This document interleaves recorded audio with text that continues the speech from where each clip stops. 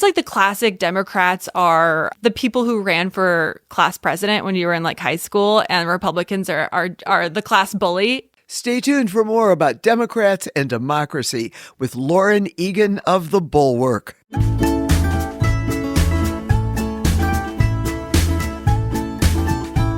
Hey, this is Kelli. And this is Sue. Welcome to Front Porch AF for friends and neighbors. Gather to have a drink and a laugh and figure out how to solve all the problems of the world. Okay. What's going on? Well, what's going on is that I am nervous as a cat in a room full of rocking chairs because today, the day we are recording this, is the special congressional election, Tennessee District 7. Mm-hmm. More about that later. Well, and more about other reasons you might be nervous as a cat on Aftyn roof later. Yes. My neighborhood. Wait for neighborhood notes. Exactly. First Who's of our all, guest today? Who is our guest today? Our guest today is Lauren Egan of the Bulwark, who covers Democrats. Strangely enough, she is here on the exact day. The polls will be closing within 120 minutes of when we are, and we will keep you updated. We'll save that for a little bit later. It's an okay. exciting night. By the way, as people know, the Bulwark is our spirit animal. Sarah's always right. Sarah, JVL is always right. Later. Let's not get into it. Okay. Drinks? Well, it's cold as fuck out there. Mm-hmm. So I'm drinking Angel's Envy in the OG Huggy that my grandmother knitted these, right? And we always have to put these on these little glasses. We'll have a picture of the koozie on the web, and they are old-fashioned Huggy koozies. Yeah. What about you? What are you having? I'm back on the vodka, as our listeners know. Well, I had tried the beer, I had tried the water, and it just doesn't. The water just doesn't hit the water just doesn't hit it. Okay. Oh, and speaking of which, just a second here. Nice. Okay. I just can't even hardly wait. Can we just go to your neighborhood note? Yes. You're dying. You are dying. Okay. Piper's here. Thanks for being here from the Pacific our Northwest. Official videographer for Front Porch AF is here, flown in, and boy, are her arms tired. Okay. All right. My neighborhood note. Okay. Why did the DoorDash pizza delivery person call the police on me last night? I just get this text. It's like I'm sitting on the porch waiting for the police. I'm like, what the fuck? Here's what happened. Boys and girls, snuggle up to the fire and let me tell you how it happened. Okay, I wanted a pizza from Rock and Dough. And so I ordered DoorDash. They had a great special, yada, yada. Seems innocent enough. It was innocent enough. And because we live on a rural, dark road, I light up the house and I wait for the delivery person so that they always lit up the room. I do, just by my smile.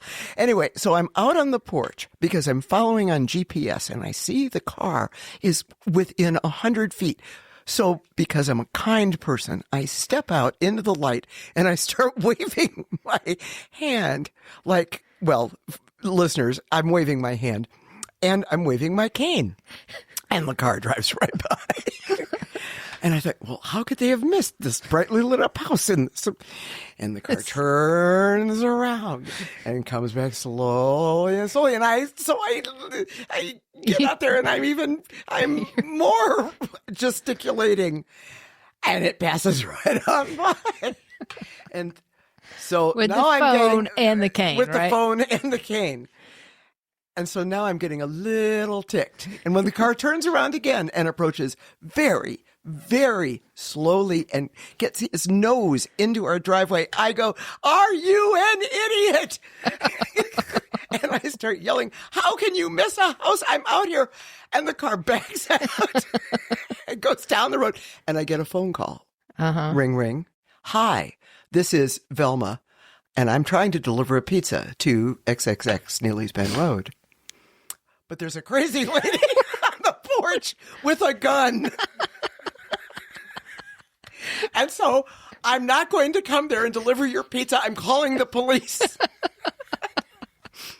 And I went, "Okay." So I went inside, and being the kind person that I am, and also the police in this area know our house, and they know who we are. Because they get called here all the time? No, because I am a concerned citizen. Okay. Anyways, so I leave the lights on, and we're sitting, and 20 minutes goes by. But this is the best part of the story. 20 minutes goes by, no policeman. So I call dispatch. I call the I call the not 911. Can you send the cops for me? Yeah. And I say, now you're not going to believe this. Bear with me while I tell you this story, because I need to find out whether or not someone has dispatched a police car to blank, blank, blank, Neely's Bend Road. And I told her the whole story. Well, I was about 30 seconds in, and she started to laugh so hard that she couldn't contain herself. And she says, no, nobody's been dispatched. You can turn off the lights and go in. And I said, thank you. That is my neighborhood note, which is why I get to know and support our police and peace officers. Yeah. They do a wonderful job. Bless your heart. Yeah. Don't say bless your heart. I was all ready to come bail you out. But neighborhood note number 2. Number 2? Yeah, you never read anything. No, I just didn't know which one you were going to call number 2. The second one. I know. Call me wild. Call me crazy. Well, all right. Sometimes we skip. Sometimes we skip around, but we're not because we're on a tight ship. I don't really want to talk. We can go ahead. All right. Here's the deal. I found out last week, and this is true, and I've researched it, that Pete Hegseth, our Secretary of the Department of Defense or War, or whatever it is, lives in our neighborhood. Not exactly. Not exactly. Okay, I'm a little exaggerating. He lives right across the line. He does live up the road. He has a big house here, and I've checked it out. It is not a lie. It is. What were you doing there? Snopes. Huh? What were you doing there? I was not there. I was at the Tennessean and other places of public record to make sure that I wasn't passing along, bogus misinformation. Pete Hegseth, he wants to run for governor. I know. That's right. It'll be hard to do if he goes to jail, though. Yeah, it will be. But why do I have this feeling that he's never going to go to jail? We'll see. Okay, we're going to do move along on we're going to do a porch talk. Porch talk on that one. And then Thanksgiving, and I'm turning it over to you, Thanksgiving Maven. Yeah, we had a big Thanksgiving. We had edible glitter in our drinks, which Taylor Swift inspired for sure. Yeah. Yeah, love it, Life of the Showgirl. But really, so speaking of weird things, last time we talked about how I ordered all that stuff from India, and we got there, and there was this giant box, and I'm like, oh my God, I remember all that. Well, right after that, I had this box show up at my shed where I get deliveries in it. Like when you have an RV, it's a big tank you can use to clean up, when you have all your water flows into these collecting tanks. And then if you're a place that have a sewer, you can buy this extra tank that can come clean it out so you could go dump it and you could stay at the campground for a week or whatever. Anyway, I just had one show up at the house and I didn't order it. I don't remember ordering it, obviously. It didn't have my name on it. It didn't have any identifying marks on it. And I was like, oh my God. You got a Stalker water tank? I've got a Stalker sewage dump tank. That's even better. But anyway, so as it turns out, I did get to solve the mystery because I'd ordered a mattress to go in the RV, and DoorDash had delivered the sewer tank instead of the mattress. Yeah, I hope did you keep the sewer tank? They let me keep it. They're it's too much trouble to fool around with that. You get to keep it. This is the kind of neighborhood note that makes people want to move to the Bend. I know, right? I got one other thing, though. Just, we had Conexion Americas on, and their annual, their bazaar, they're doing an online bazaar. Yes, it's by the way, all of this is on our website. It'll be on our website. Just frontporchaf.com. Check it out because that's going on all through January, and they're doing that so that all these vendors can have their products out for people to purchase all through the season, and also those folks don't have to necessarily get out with. They don't feel uncomfortable getting in the streets. And stuff. They service the Latino community. Yeah, if you want to support the Latino community. So we'll have that link. Check it out. I went and looked at it. They got all kind of cool stuff. Great. And now mailbag. Do you have something for the mailbag? I got one little thing for the mailbag. Okay. Susanna from California said she was most definitely going to try a Jack Black with Diet Sprite when she heard about the big girl drink. She's like, I got to try a big girl drink. helping people solve their alcohol dilemmas one show at a time. That's our Kelly. That's right. Okay. What have you got? Well, a quick one. Nancy Van Rees, our former Metro Councilwoman, spotted me at a concert at the new Harkin Hall up here in Madison and approached me, came across and said, I love your podcast. Oh, thanks, Nancy. Thank you, Nancy. And now here's a real mailbag update. And it's especially relevant because of today's show. Yeah. The first comment on our social postings today about getting out the vote, because today is election day, and it featured a shot of Aftyn Behn we were urging people to go out and vote. The first comment was from a follower who urged everybody to vote for Matt Van Epps. So the whole porch, we've got a big front porch, and we do. Bless his heart. Breaking news: Sue here with an election update. Aftyn Behn actually did lose to Matt Van Epps by a margin of 9 percentage points. Well, back to the show. But now we have an absolutely marvelous theme, a marvelous guest, and it couldn't be more, I'm going to go French on y'all, au courant. Gosh, why do you always do that? I do. Well, I got to show off my French. I've never taken a day of French in my life. I actually, all right, funny story. First time I went to Paris, I was a youngster on my own hitchhiking across Europe. This is like 1970, 71. So I go into Paris. And I had studied my little book, and remember, I'm from Southern Indiana, right? So I go. A lot of French. I go up to somebody and I go, "Où se trouve la Tour Eiffel?" I spent the next 3 days eating alone. God. Well, so what have we got going on today? All right. Today's theme: Democrats and democracy, and our guest. I actually like this introduction, so I'm going to read it. Okay, go ahead. I like it too. Yeah, okay, thank you. Will Rogers, and for all of you youngsters out there, Will Rogers was an American humorist of some note in the early 20th century. He once quipped, "I am not a member of any organized political party. I'm a Democrat." And our guest today knows from whence Mr. Rogers came. Lauren Egan, who now lives here in Nashville and is a Vanderbilt grad. Yeah, go Vandy. Go Vandy. Woohoo! Yeah. Is a reporter at the Bulwark, as I said, our spirit animal, covering the Democratic Party. Her newsletter, The Opposition, sheds insider light on topics such as who is the most hated Democrat in America, why Democrats think they have a real chance to take back the Senate, does RFK Jr. really make the best villain? And we're going to get more into this. Why Democrats poured so much money into Tennessee's District 7 congressional race, which pits progressive Aftyn Behn against Republican MAGA Matt Van Epps. I just came up with that. MAGA Matt. He's a total puppet. Lauren is a self-described recovering White House reporter for Politico and NBC News. At the Bulwark, she not only pens her weekly newsletter, but she is also getting more into their spicy YouTube feed, and to which I am addicted. We are thrilled to have Lauren here with us today to give us the scoop on Democrats and democracy. Welcome to our front porch, Lauren Egan. Thank you guys for having me. I'm so excited to be here. Oh, yeah. Thanks for being here, especially on this cold, cold night. It's on this cold, important... The bourbon's helping, though. That's right. And by the way, listeners, Lauren's drink of today is bourbon. That's there right. you go. That Angel's Envy. Cheers. Cheers. Cheers, everybody. Yeah. So, Aftyn Behn, who is Kelly and my Tennessee state representative right now. Yeah. As we are recording this interview, voting is wrapping up in her contest with Matt Van Epps. What's your take on this election? Oof. Yeah. Start out slow. We're just starting out easy. Yeah. I think that this is going to be close, relatively, but I mean, I still think he's going to win. Yeah.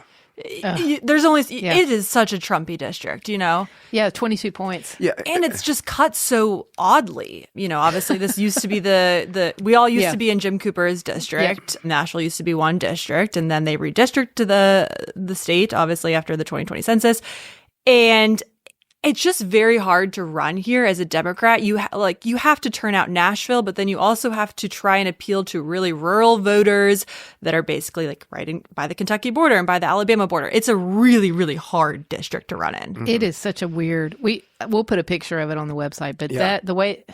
It's weird living in Nashville, and like my in-laws are here. We have a ton of family here, and we like all have different members of Congress. It's it's just such a bizarre thing where like you really realize how gerrymandering makes it very hard to kind of like collectively organize or try and like hold your elected leaders responsible for anything when you're like, oh, my father-in-law is, like dealing with a completely different member of Congress than we're dealing. Like, it's just such an odd way to live. Well, the gerrymandering was to deliberately get rid of the Nashville Democratic representative.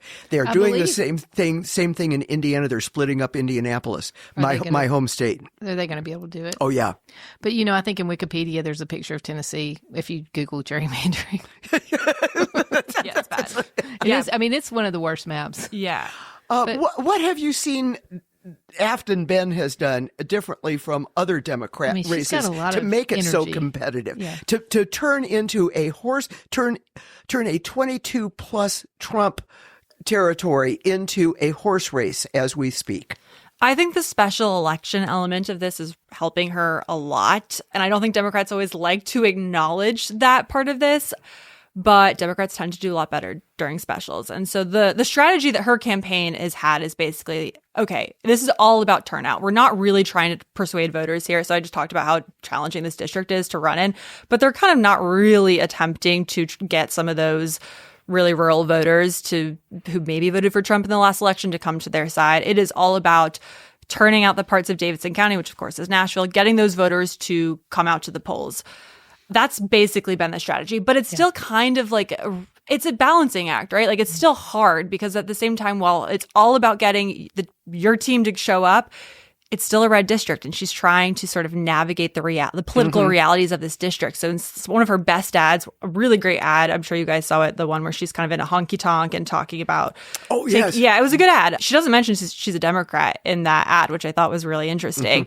Vice President Harris, of course, was here a few weeks ago, and they didn't really appear. They kind of, it was like they had sort of a combined event, but they never actually appeared together. There's just kind of like, a little bit of like dancing around things like that I found to be really fascinating. And I know that she has not mentioned a few hot button issues, the cultural issues. Right. Yeah. I mean, she stays far away from abortion. She stays far away from gender issues. She does. At least, which is very smart. Yeah. It's been a lot of focus on affordability, economic issues. She's talked about the Epstein files, which I thought has been really interesting. And, she said a lot of things in the past about being pro-choice, and she is pretty liberal, but those comments are all out there, but she's tried to not engage in them as best she can. Of course, she's kind of been forced to sometimes, but, that's running for offices. Yeah. Yeah.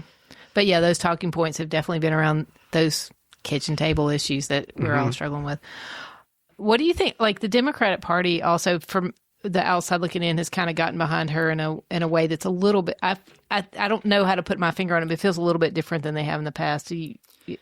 Yeah, I think, it was interesting. Just like a few weeks ago, honestly, I guess like right after the primary, I was kind of like talking to DC Democrats, some of the national committees, like, hey, are you guys planning to get involved in this race? Like, what do you think? And they were just kind of like, I don't know, like, no, like this is just, it's not going to happen. Like, we're really focused on the Andy Ogles race in 2026. Like, that's where we're going to put our money and energy in. And then it's been interesting to see over the past few weeks, really, like, that kind of like, people started to be like, oh, maybe this is like real, or like even if it's not, it would still send a huge signal if she were to lose by like 6 points. That would be that'd be crazy. And so it's been interesting to see some of national Dems start to put some money in here, start to send some people to get involved. Why are the Democrats still so nice? I mean, have they learned nothing?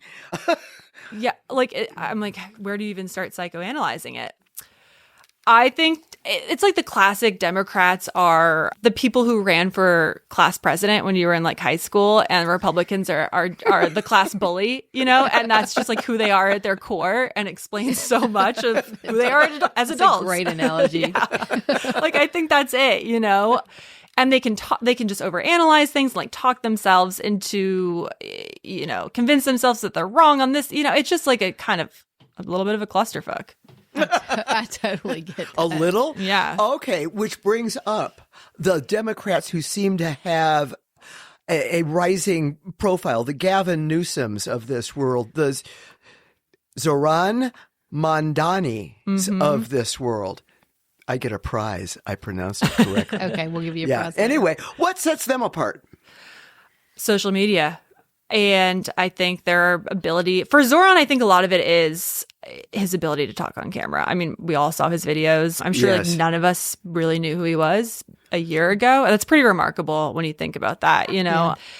I think it's their ability to communicate to a mass audience, and for Newsom, it's his willingness to take risks, I think, too. I'm not willing to sit here and say that, he's going to be the leading voice going into 2028. We have a long way to go until then. And I still have personally like a lot of skepticism that California Democrat is going to be the answer to the party's problems. There's a lot of work he has to do there, but like everyone in the party was making fun of his podcast when he first launched it earlier this year. And it's actually, if you look at the numbers, it's done like very, very well. And he kind of like was able to just like tune that out and be like, all right, fuck you guys. Like, I'm going to do this. I'm going to try it out. I'm going to try some different things with my Twitter account. And it's really worked. I love it. Like, I know people have different views on it, but just, I mean, to quote that, I've had it podcast, just injected into my veins. I mean, like, I love the way he trolls Trump and he puts that out there. And I don't know if he's going to be our next president, but right now, like, we need some of that. Like, he's showing a way to do it. Yeah. That energy. And I think if people are given permission to step outside the traditional lanes, and Zoran and Gavin and a lot of other Aftyn are giving Democrats permission they will not be vilified. They can have some success because Lord knows Republicans don't have any boundaries at all. I mean, they can say and do and anything and no consequences. Yeah. And I think that's been hard for Democrats to figure out. Like, okay, Republicans don't play by the same rule book. What part of the rule book are we willing to totally just throw in the trash can? And what do we feel like we still need to follow? And, Gavin Newsom trying to sort of troll Republicans more on Twitter. When he first started doing that, there were some Democrats who were like, oh, like, we're supposed to be above this. Like, this feels uncomfortable. I don't like it. And, he just kept doing it. And eventually, I think most folks came around to it. But that initial reaction of sort of like, we're Democrats, we don't do this, I thought was really interesting. It's kind of like, okay, well, like, that's fine. But the Republicans will keep doing it. Yes. So you got to figure out what the balance is. Yeah. Well, you got to remember 6 years ago, Michelle Obama, when they go low, we go high. Now, when they go low, we go lower. That's right. It's just an interesting change in the zeitgeist, of everything. And I think the social media plays a big role in it. And like Jasmine Crockett, like I could watch her all day too. Man, she's got, out on the social, she has some really good hits out there. Yeah, no, she's interesting. And I'm like fascinated by that Texas Senate race. I will see, when we're recording this, she hasn't made up her mind yet. I'm willing to bet that she's probably getting into that race, which will make that a really fascinating primary that I think will be one of the defining races of sort of where the party is right now. Yeah. Speaking of where the party is going, the Epstein files. By the way, I saw a yard sign with Matt Van Epp, and then somebody come in and spray painted Steen after. That's pretty good. Yeah, That's awesome. Matt Van Epstein files. Anyway, how have the Epstein files, if they have, changed the message that the Democrats are going out? You actually said it in one of your columns, changing from kitchen table issues to throw everything at these mothers, but the kitchen sink. Mm-hmm. I think Democrats tend to be stuck in this mindset or they come from a place of we need to focus on affordability or we need to focus on healthcare because that's where we poll really well. Mm-hmm. And these issues are where we feel comfortable. We know how to talk about it. Voters trust us on this. The Epstein saga, I think, has really pushed them to rethink that approach. It's an issue that voters are paying attention to. It's an issue where Democrats can really quite clearly make the case that Trump is trying to protect himself and trying to protect this elite class of his billionaire, rich, wealthy, well-connected friends. And there was some uncomfortableness from Democrats. If you think just back to a few months ago, remember Democrats were saying that the Epstein files were a distraction. Until they weren't. Until they're like, oh, wait, actually, like, we may think that this is beneath us to engage on, or it might feel a little uncouth and sort of gross to talk about, but actually the whole thing is incredibly messed up. And turns out voters are paying attention to this, and sometimes, as it turns out, care or know way more about this than they do about Trump's tariff policies. So you have to meet voters where they are, as Democrats like to say. And people are going to pay attention to the Epstein files, then you got to talk about it. Well, I'm paying attention. Me too. Okay. Before you joined Politico and now the Bulwark, you reported for NBC from near the front in Ukraine. Given your experiences there and what you know about that war, what do you think of the peace proposal? And that's in air quotes. Air quotes. They're big air the quotes. Russian peace proposal. Pardon me. Here's my air quote for you.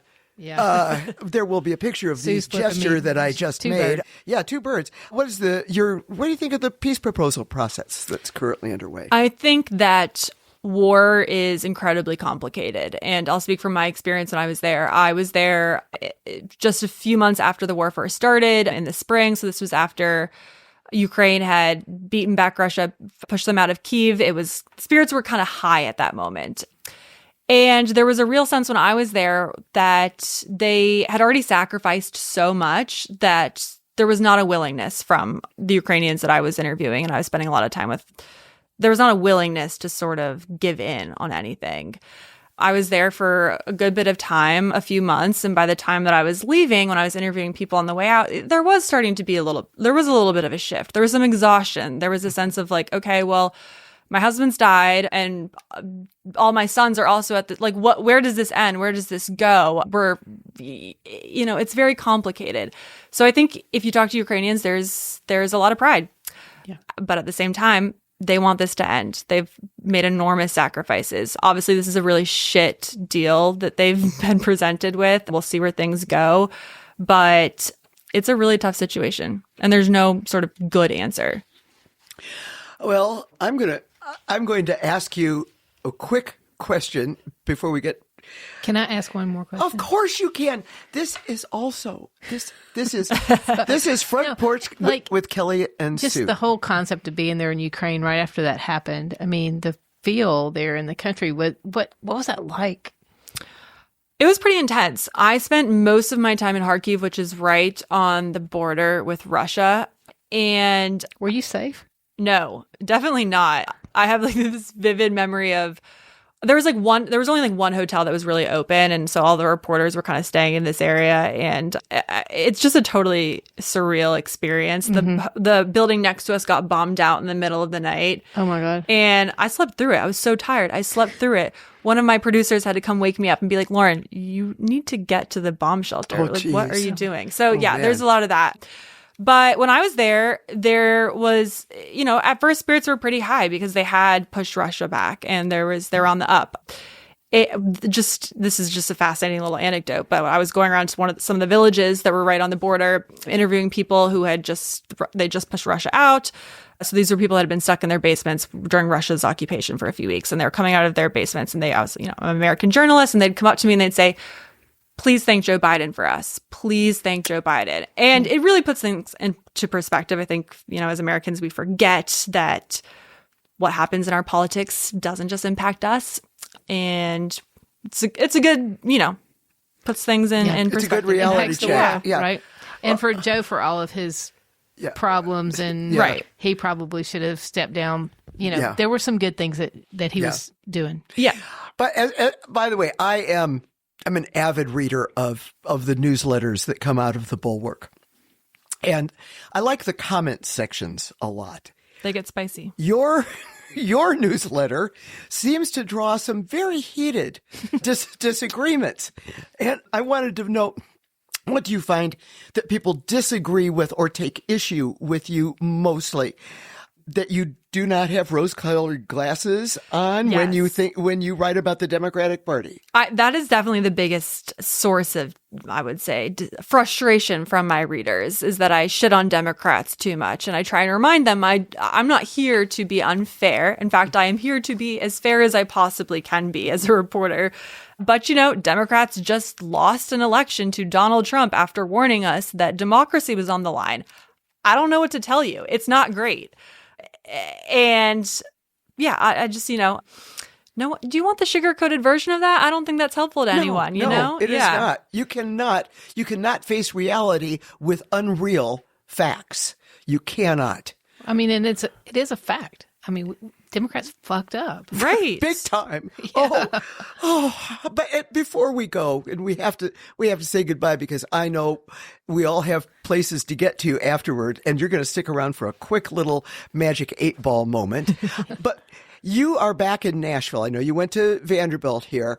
What do you think of the changes that have come into this town? It's wild. I graduated college, it hasn't even been 10 years. It was 2017. So Nashville was changing a lot, even when I was in college, but it's crazy how different it is. When I got back, I was like, I don't even recognize any of these restaurants. And that's a very fun and exciting thing to be a part of. But the biggest difference is probably just how many people from out of state live here now. My husband was born and raised in Tennessee, grew up in Nashville, and he's like a unicorn in our neighborhood because everyone else is from like New York and California. Mm-hmm. And it's very interesting. And I think it speaks to, other changes that we're seeing throughout the South of people moving here. It's just, going to have impacts on our politics and a whole lot of things. Yeah. When I meet somebody that's born and raised in Nashville, I'm like, wow. Yeah. That's the whole. That's the little beauty of this area of Neely's Bend, of Neely's Bend itself. Yeah, there's pockets that I feel like are still. This is traditional. These are old line people who live here. Right. Yeah. I came here in 2009, and I consider myself old line. Yeah. No, I feel like I'm more of a local than most people in my neighborhood. But I showed up here in 2013 to go to school. You know what I mean? I'm like, I didn't grow up here, but yeah. It's funny. Well, I'm retired from Vanderbilt myself, so go Doors. Go Doors. Go Doors. Well, Lauren Egan, thank you from the bottom of our hearts for coming. Thank you guys for having me. This has been fun. We're big fans of you guys too, so we really appreciate it. Thank you. So before we let you guys get on your way and do this, we've got some wrapping up to do. I'm so excited about how our show's coming up. Oh my gosh. Holiday traditions. We're going to have to record your favorite holiday tradition. We'll take a little soundbite of that. And January 14th, the Live from Dee's show will be dropping. Keep us posted. I'll keep you posted on the socials about that. Elizabeth Cook. Sometimes it takes balls to be a woman. It does. Right now. That's right. Sometimes it does take balls to be a woman. Would you like me to sing that for you? No. Okay. Please don't. All right. Now you are in charge of the next portion, the closing portion about our put your class. Visit our website. Yes, visit. Tell what the website. Our website is at www.frontporchaf.com. Check us out. Sign up for exclusive content. Send us your ideas for the show. The other thing, please send us your ideas about your holiday traditions. I've put this out, but right. we are collecting written and oral. Written and oral, yes. Yes, written and oral. We actually had a really successful deer hunt for we got this last week. And anybody has any good venison recipes, send them in. We're going to try them out. Okay. Yeah, because as our listeners know, it was roadkill that brought us together.